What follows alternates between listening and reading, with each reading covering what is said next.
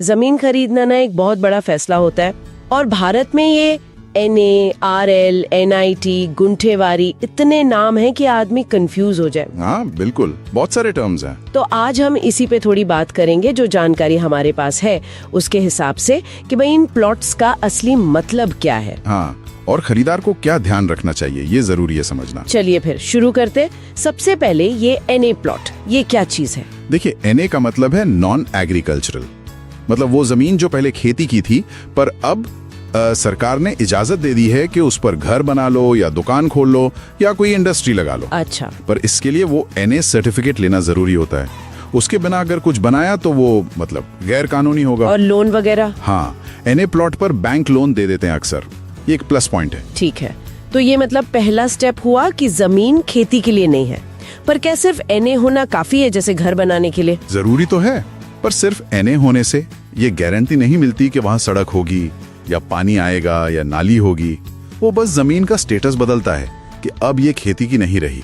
अच्छा, यहीं पर RL प्लॉट्स का रोल आता है। हाँ, RL प्लॉट्स, ये कैसे अलग है फिर NA से, या बेहतर है? देखिए, RL का मतलब है रेसिडेंशियल लेआउट।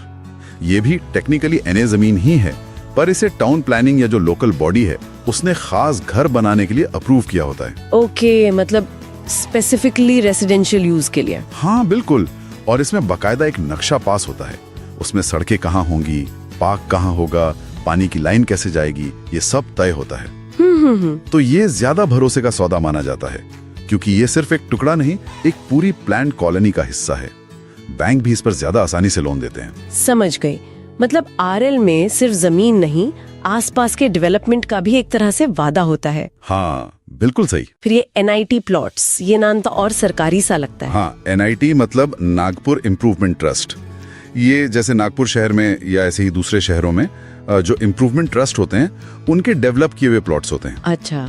ये पूरी तरह सरकारी योजना के तहत बनते हैं, तो इनमें टाइटल एकदम साफ होता है, कोई कानूनी पेंच फंसने का डर कम, और सारी बेसिक सुविधाएं, पानी, बिजली, सड़क, वो सब प्लान्ड होती हैं। तो ये तो सबसे सेफ ऑप्शन हुए फिर। हाँ, कह सकते हैं। कानूनी तौर पे ये बहुत सुरक्षित माने जाते हैं। कीमत शायद थोड़ी ज्यादा हो सकती है, पर सेफ्टी रहती है। ठीक है, तो NRA, RL और NIT, ये सब तो हुए कानूनी और सुरक्षित रास्ते। पर एक और नाम जो बहुत सुनने में आता है, खासकर जब लोग सस्ते प्लॉट ढूंढते हैं, गुंठेवारी। इसका क्या सीन है? हाँ, गुंठेवारी ये बिल्कुल अलग मामला है। इसमें क्या होता है कि कोई किसान या जमीन का मालिक अपनी खेती की जमीन को छोटे छोटे टुकड़ों में, मतलब गुंठों में बांटकर बेच देता है। और इसके लिए वो कोई सरकारी मंजूरी, कोई लेआउट प्लान कुछ नहीं लेगा, बस अपने हिसाब से टुकड़े करके बेच दिए। तो ये तो गैर कानूनी हुआ ना? हाँ बिल्कुल, ये असल में गैर कानूनी होता है। लोग सस्ते के चक्कर में ले लेते हैं, घर भी बना लेते हैं कई बार, पर इस पर हमेशा तलवार लटकी रहती है। सरकार कभी भी एक्शन ले सकती है, तोड़ सकती है। और जैसा हमारी जानकारी में भी था, इसमें और भी बड़े रिस्क हैं। बैंक लोन तो मिलता ही नहीं होगा। लोन तो भूल जाइए, रजिस्ट्री में भी दिक्कतें आती हैं, और सबसे बड़ा डर यही कि प्रशासन कभी भी इन्हें अवैध घोषित करके कब्जा कर सकता है। बाप रे। हाँ, वो नागपुर वाले संदीप शर्मा का जो किस्सा है वो यही दिखाता है। सस्ता देखा, गुंठेवारी प्लॉट ले लिया, बाद में पता चला जमीन पर कोई पुराना झगड़ा चल रहा है। ओहो। न बैंक ने लोन दिया, न रजिस्ट्री ढंग से हुई। आखिर में बेचारे को नुकसान उठाकर वो जमीन बेचनी पड़ी। ये तो बहुत बड़ी सीख है, मतलब सिर्फ सस्ता देखकर फैसला नहीं लेना चाहिए। बिल्कुल नहीं, जमीन के मामले में तो कतई नहीं। तो फिर कोई अनु खरीदार कैसे बचे इन सब चक्करों से? क्या देखना चाहिए, कौन से कागज जरूरी हैं? देखिए, कुछ चीजें तो बिल्कुल चेक करनी चाहिए। सबसे पहले 712 उतारा, इससे पता चलता है कि जमीन का असली मालिक कौन है और जमीन का प्रकार क्या है। ठीक है। दूसरा, अगर NA या RL प्लॉट है तो उसका सर्टिफिकेट जरूर देखें, उसकी कॉपी लें। तीसरा, जो लेआउट प्लान पास हुआ है उसे वेरीफाई करें। चौथा, और ये बहुत जरूरी है, एनकम्ब्रेंस सर्टिफिकेट। ये बताता है कि जमीन पर कोई पुराना लोन, कोई केस, कोई देनदारी तो नहीं है। ये जरूर चेक करें। ये इनकम्ब्रेंस सर्टिफिकेट वाला पॉइंट बहुत जरूरी लग रहा है। हाँ, बहुत जरूरी है। कहीं ऐसा ना हो कि आप जमीन के साथ किसी और का कर्जा भी खरीद लें। और आखिर में, जो सेल डीड बन रही है उसे किसी अच्छे वकील से जरूर पढ़वा लें, चेक करवा लें। ठीक है, तो अगर हम संक्षेप में कहें तो NA, RL और NIT प्लॉट्स कानूनी तौर पर ठीक रास्ते हैं।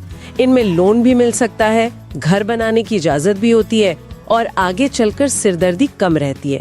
बिल्कुल, ये सेफ बेट्स हैं कह सकते हैं। जबकि गुंठे वाली जो है वो एक तरह का जुआ है, उसमें फायदा हो ना हो नुकसान का खतरा हमेशा बना रहता है। तो मेरी सलाह तो यही रहेगी कि NIT, RL या फिर बहुत अच्छी तरह जांच पड़ताल करके ही NA प्लॉट लें। ये जानकारी वाकई बहुत काम की है। इससे काफी कुछ साफ हो गया कि किस प्लॉट का क्या मतलब है। हाँ, और एक बात और सोचने वाली है इसमें, कानूनी दस्तावेज तो ठीक हैं, वो अपनी जगह हैं, पर जब कोई इंसान एक अच्छी प्लान्ड कॉलोनी देखता है और दूसरी तरफ एक बेतरतीब ढंग से बसी हुई जगह देखता है, तो वो जो देखने का अनुभव है ना, क्या वो खुद ही उस जगह के भविष्य के बारे में, आपके इन्वेस्टमेंट के बारे में कुछ इशारा नहीं करता? हाँ, ये भी एक सोचने का पहलू है बिल्कुल, कि सिर्फ कागज नहीं, माहौल भी बहुत कुछ कहता है। सही बात, इस पर भी गौर करना चाहिए।